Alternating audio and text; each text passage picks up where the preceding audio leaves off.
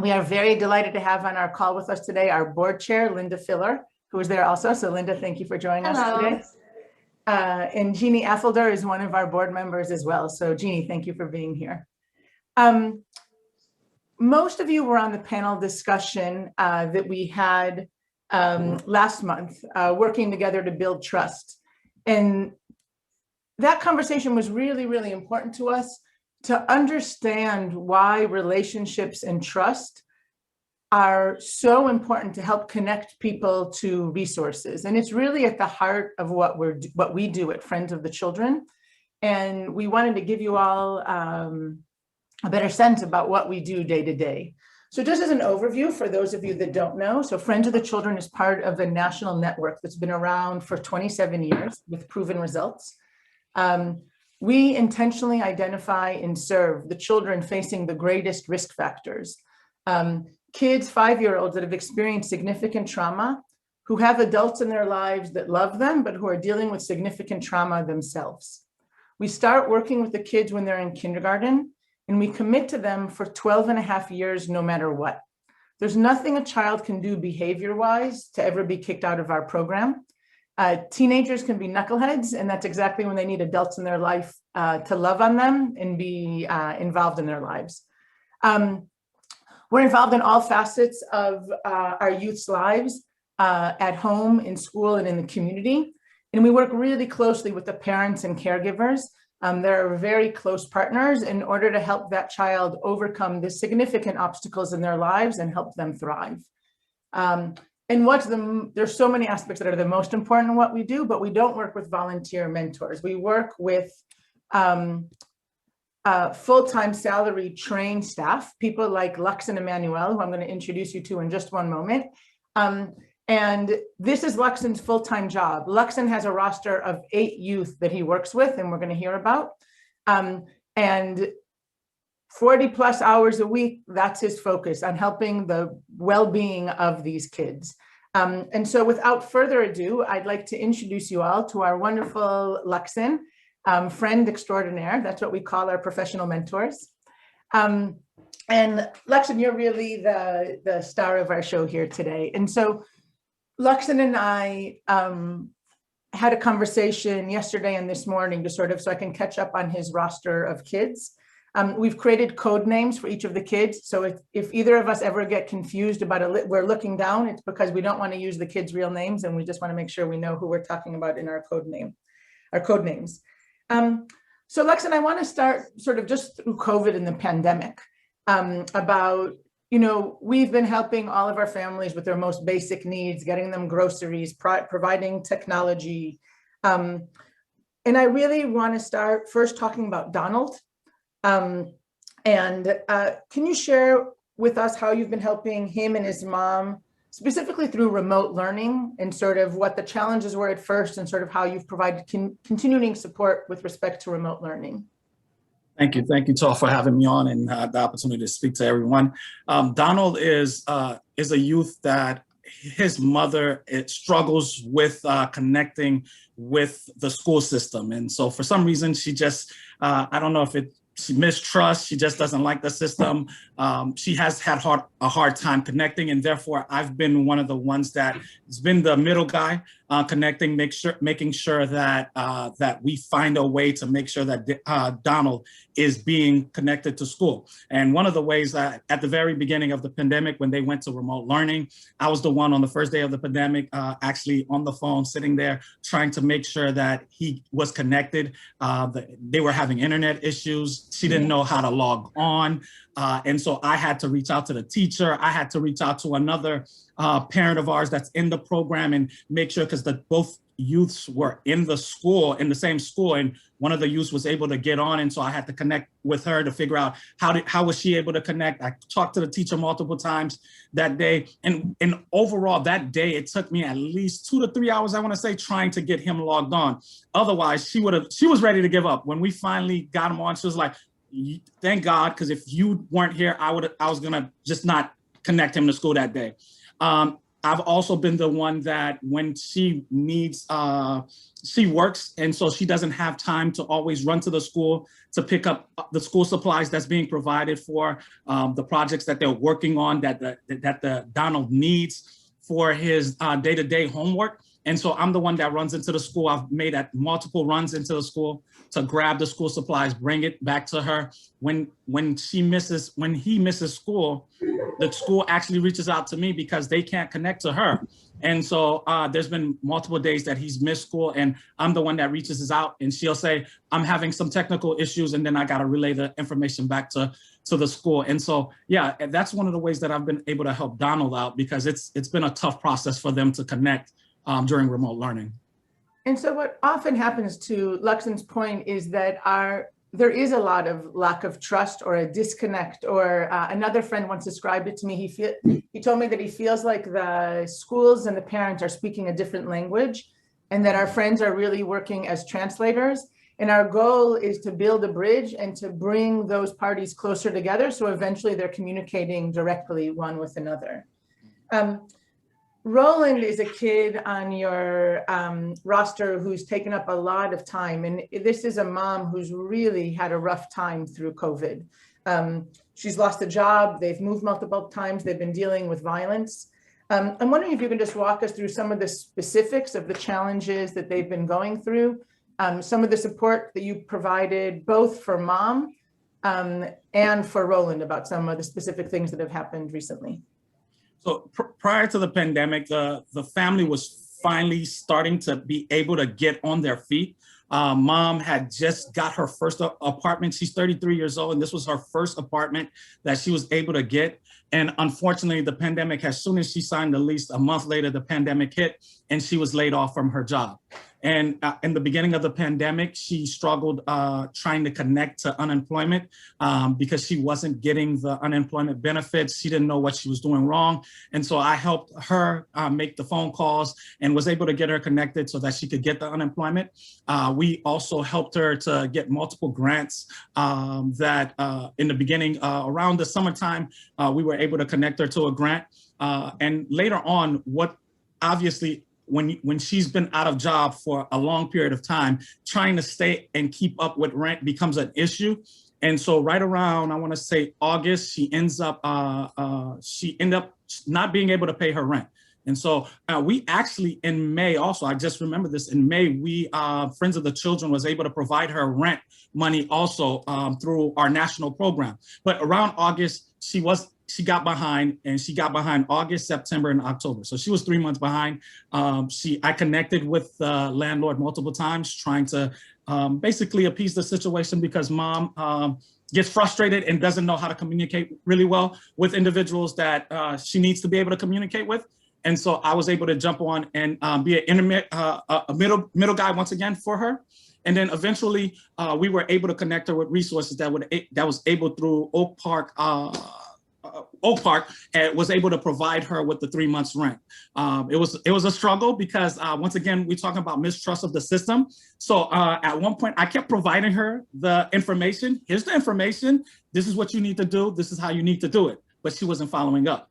And eventually I had to jump in and actually be on the phone call physically. Like I literally on the phone call, helping her to apply for the role, and then actually driving her out to fill out the paperwork. And one of the things, and sometimes we have misjudgments of our own and biases. And I initially was like, it's her, like, why isn't she following through?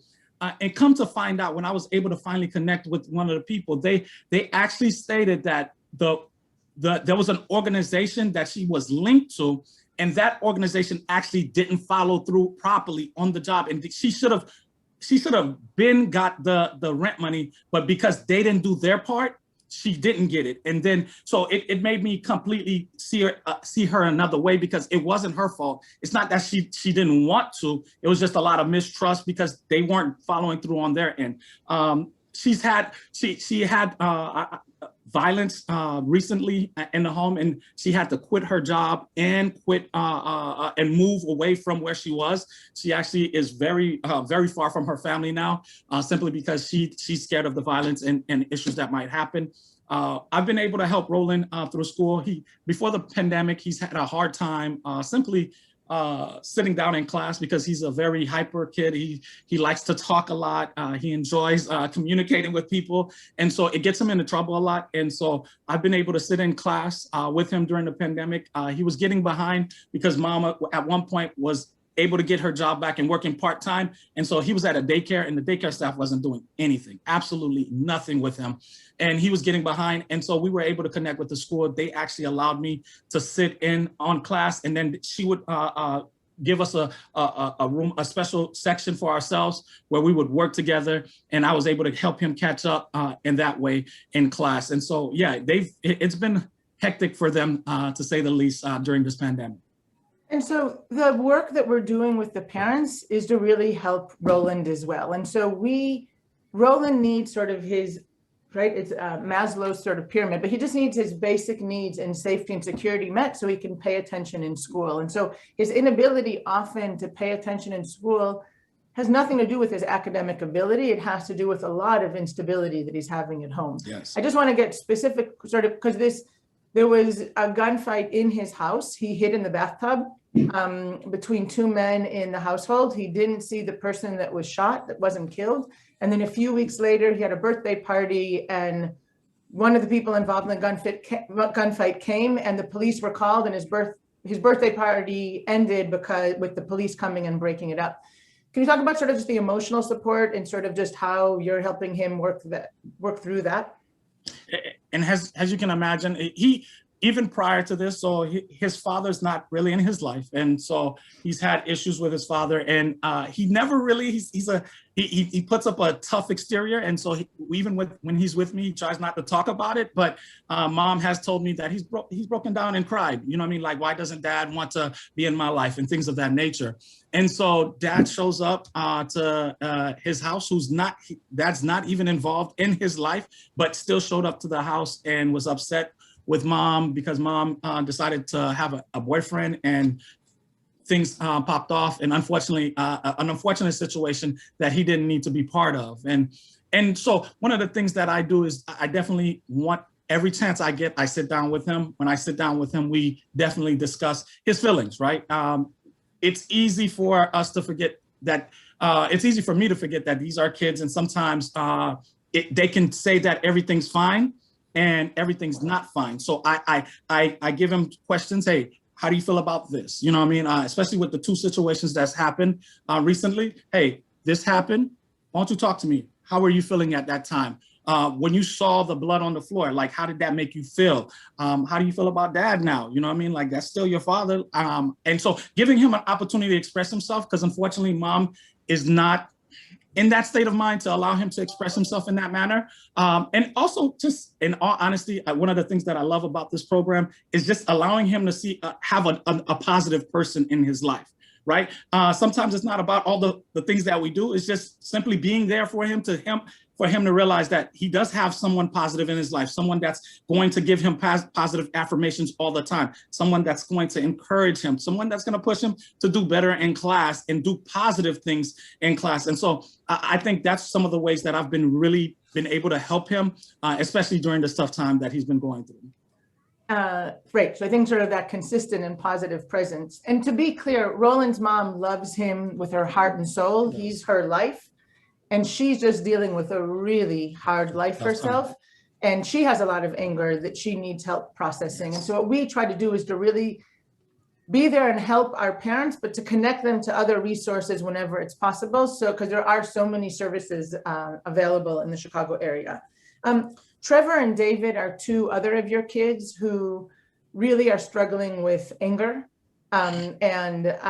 One acts out physically, and another one just sort of holds his tension really tight. And I'm wondering if you can sort of tell us a little bit about Trevor and David and the work you're doing with each of them.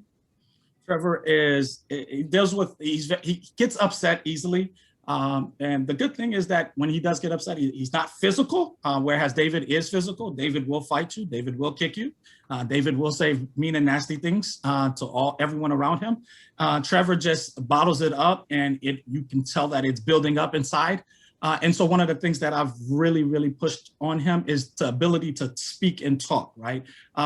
So I've been working on teaching all my guys the importance of understanding that there is good anger and there's bad anger. We all get upset, and at some point you need to express that anger, and it's how you express that anger, right? And so giving them proper coping skills for them to understand that, yes, I'm angry. Now, how do I express that anger in a positive way, not in a negative way? So for instance, Trevor and I was at the library recently, and he became very upset because he didn't want to read. And I understand a lot of my guys don't like to read. And so he really got upset. He was crying. He was saying, I'm not going to do it. And so I walked him outside, allowed him, gave him a few jokes to get him to smile. And once I got him smiling, hey, talk to me. What's really going on? What's bothering you? Express to me your feelings right now. Talk to me. And so I allowed him to express some feelings. He walked back in, and he was able to complete a couple of pages of reading without any issues. And so that's him expressing himself allowed him to really calm down instead of keeping it again. David, What'd you say? David's biggest problem is that David doesn't understand that when he expresses his anger, he can't get physical. And so I've been teaching him the 3 anger rules, which is you can't hit. One of the 3 anger rules is that you can't hit people, right? And so we, once again, same concept of teaching him coping skills. Hey, raise your hand. If you're in class, raise your hand, tell your teacher, I'm not feeling well. Can I walk out for a few seconds to calm down? Understanding that if someone says something to you, you might not like it, just walk away from that and don't get into a fight. Even maybe creating a journal, right? That's one of the things that I've tried to do with my guys is to get them to write, right? Here's a journal, write in the journal how you're feeling instead of you going out and actually hitting somebody and getting physical with somebody. It's been tough, but David, I can see David and Trevor both are improving little by little and day by day. And I'd say Trevor has a grandma that's super involved and loves him, and he behaves super well when he's with grandma, and grandma's super loving, but grandma's method is not about talking about feelings or anger. And so what you've really been providing him and all of your boys is a safe space to know that you can talk through feelings and sort of social emotional development, helping kids with self-management, but what we'd also call of self-regulation and co-regulation. Yes. Is a big part of what Friends do. And like to teach them the skills, really the basic part of just really talking through the feelings and just trying to figure out to validate them that those feelings are real, and then figuring out what to do with them next. So there's one last question I want to ask you, and then I want to open it up to questions from the audience, but you sort of alluded to it before. So you have several boys that don't like school and hate reading. Some of them are doing really well academically, and some of them are really struggling in school. And so how do you work? And remote learning is working for some kids and is a huge challenge for other kids. I know a lot of your kids during class time are playing Roblox and other video games instead. So how are you trying to support your kids academically and with literacy development through this pandemic and just in general?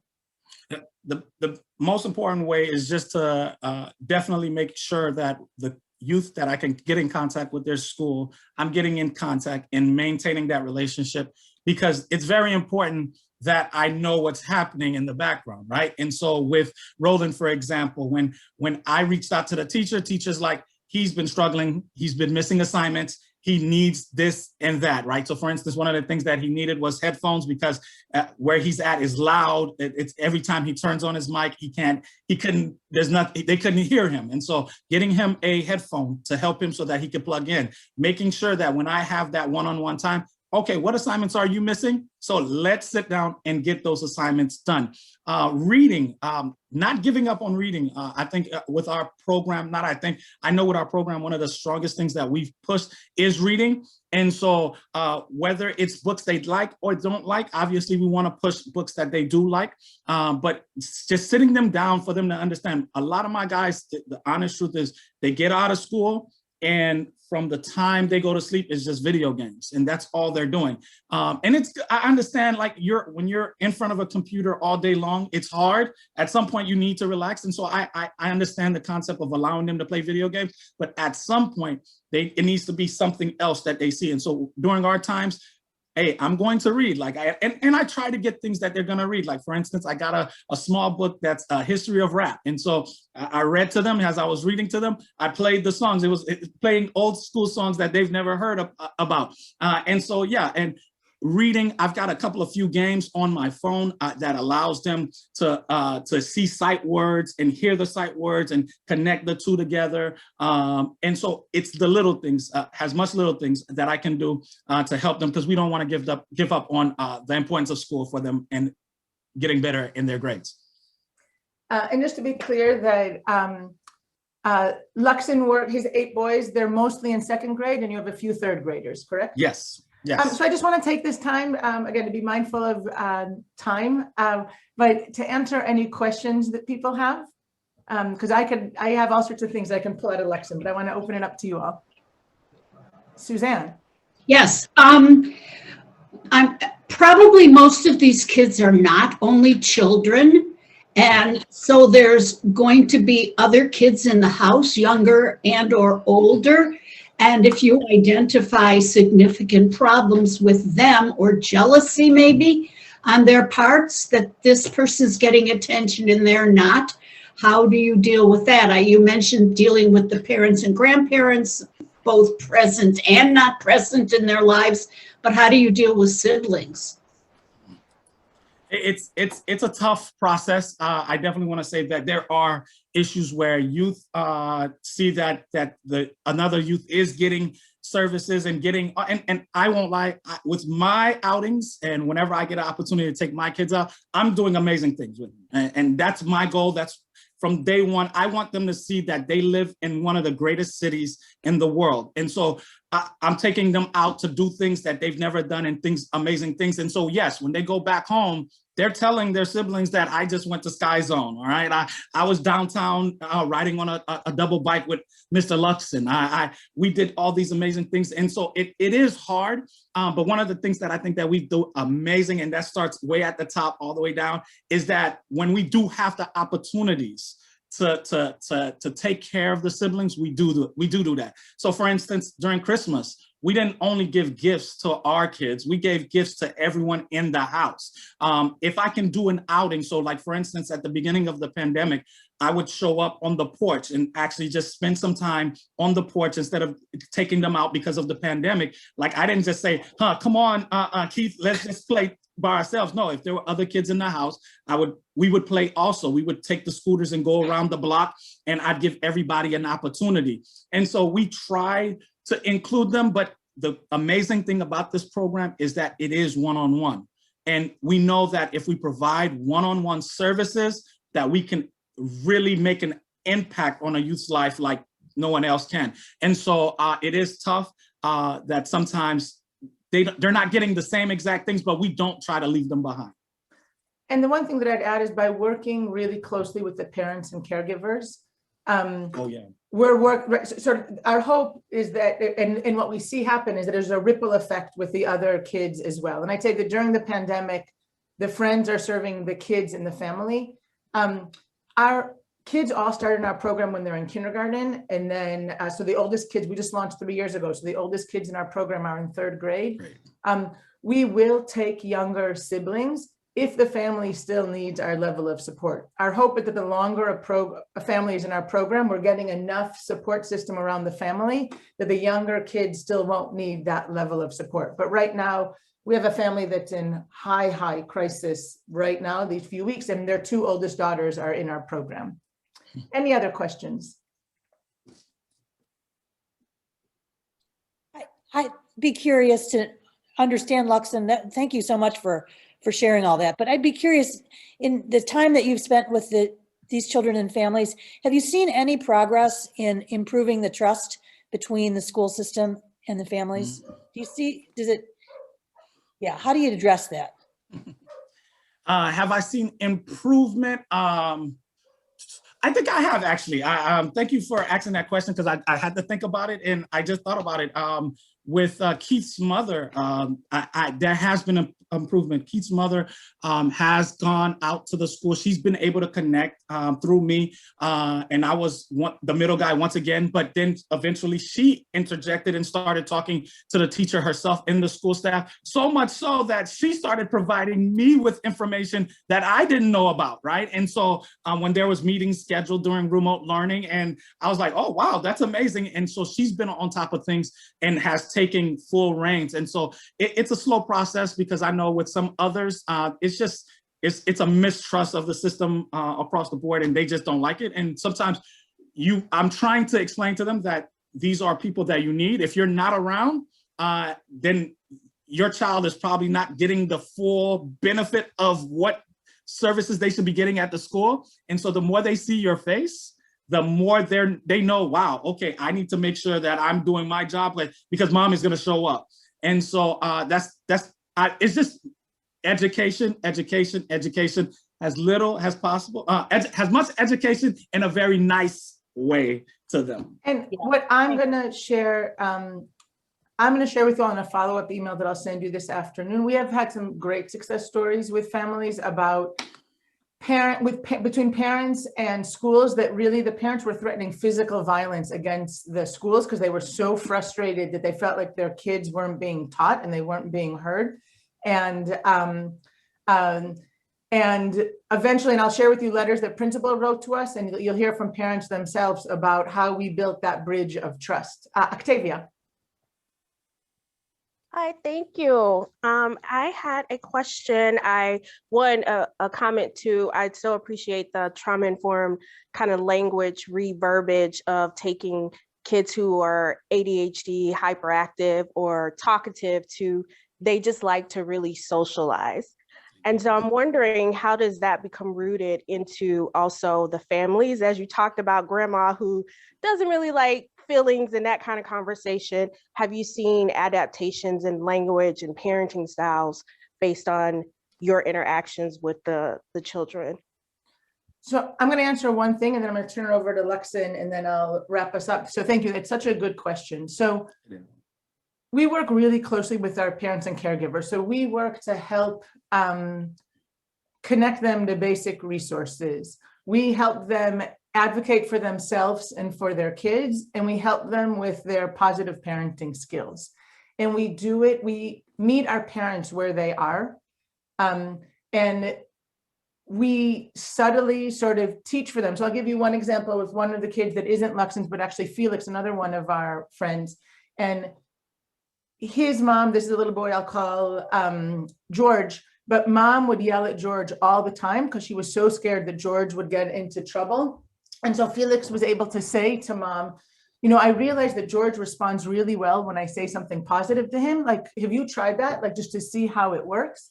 And the friends work really, really hard. And Luckson will show this, and Roland's actually a really good example of this also, I guess also Trevor, but that the parents know that we're not there to criticize them. So much time is devoted to gain the parents' trust that the friends consistently show up, appreciate where they're doing great as a parent, and then just quietly try to talk to them about what they see working to try to sort of help the parent or caregiver adjust their parenting style. So Luckson, what would you say about that?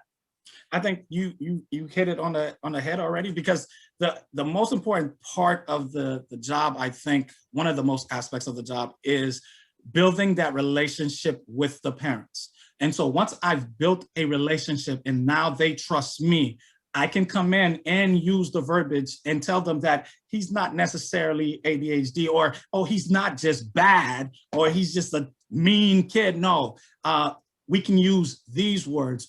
We can do these things to help him, but it doesn't, until you build that trust, it doesn't happen. And it takes time so for instance, on my roster, Roland has been with me in May will make 2 years. And so I know it seems like a long time, but even within that, that's still a short amount of time. And so, yes, Roland's mom is still gonna do and say things that she shouldn't say, that I wouldn't say to my kids. But the goal is that I keep building that trust, and I keep slowly interjecting better verbiage or better ways to do things, and eventually it'll kick in and it'll move forward. Fallon, another one of our friends, has a good, she says, you know, building the trust with the parents and caregivers takes a lot of work. And again, Roland's mom's a good example. Like she's used to everyone giving up on her. So she tries to quit on things before people quit on her.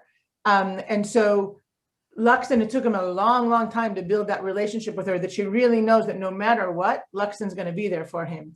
And Fallon, another one of our friends, talks about, like, she knows which one of her caregivers are ready for 100% conversation, like a really honest, tough love conversation.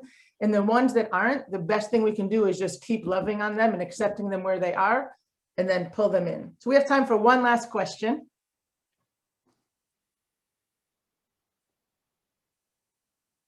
So I got texted one question wanting to know just about, Luckson, your background, but just about the training and like the actual work that you're trying to do with the kids. My background is that I've worked with youth and youth development for over now 14 years in different capacities. I've worked at a school, worked at a camp, I've worked at a mental health facility and that nature. And when I came here, one of the things that I think that I really appreciate about Taal and Seth before is that they were about providing education to us, right? They gave us amazing books, Understanding Parenting, right? And books that we would read and help us to understand our jobs better, because we might know how to do our job, but we don't understand what's happening and why things are happening. And so we've had that type of training, which I truly appreciate. National has provided us an amazing training, amazing teams that gives us a ton of resources. I'm all about resources, right? Anything that triple P training that we did, anything that helps me to understand my families better and be able to assist them in ways that I know that I can't is amazing. And so I appreciate so we've done a lot of trainings in that aspect that has helped us to understand our youth and push forward with them. Thank you. I want to thank you all so much for taking a little piece of your day today to spend with us, to give you just a smidge of information about us.